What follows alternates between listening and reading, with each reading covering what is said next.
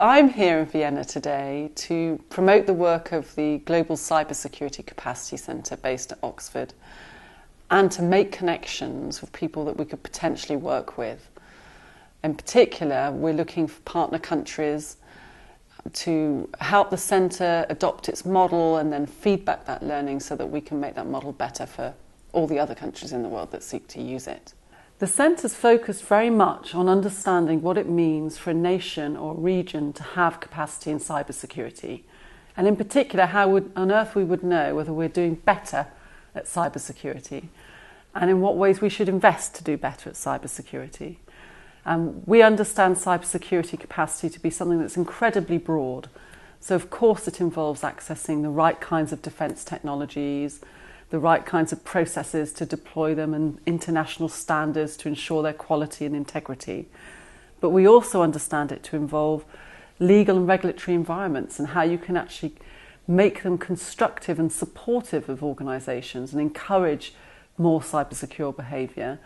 We also believe it involves ensuring that everybody, right from presidents and prime ministers all the way down to people in their homes, understands the role that they need to play in engendering a cybersecurity culture and helping themselves as individuals, as well as the organisations they work for, as well as our nations and our international community, be a safe and secure place. We also think it involves, at the very highest levels, being able to set policy and strategy at a national level. And that must be in all areas of government: energy, education, transport, not just the obvious areas of defence. And for some parts of the world, of course, they won't have national cybersecurity strategies yet. They will not have this form of governance located in one place. So it's a very complex construction of different initiatives and different priorities that need to be brought effectively together. And the centre really studies what it means to be able to orchestrate cybersecurity in this context and to bring all of these different parts into play at the right time, bearing in mind that we all have limited resources, and therefore we must be able to prioritise, and not only prioritise but also change our minds in an educated fashion. And we see there as being an opportunity for really good science to underpin this kind of thinking for the good of everyone really in the world. That's what we do.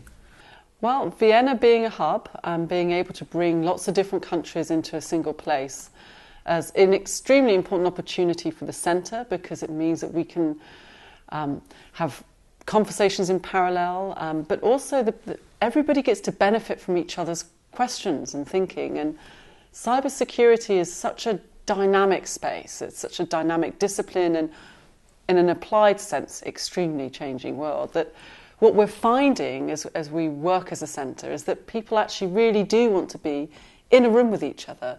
They do actually want to hear each other's perspectives and concerns, and that in itself has value.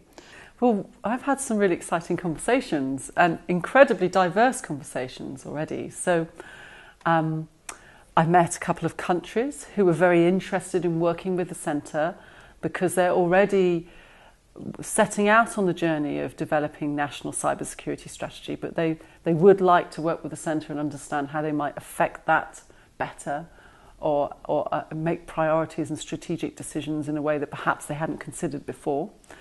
But I've also met people who are involved in very specific initiatives.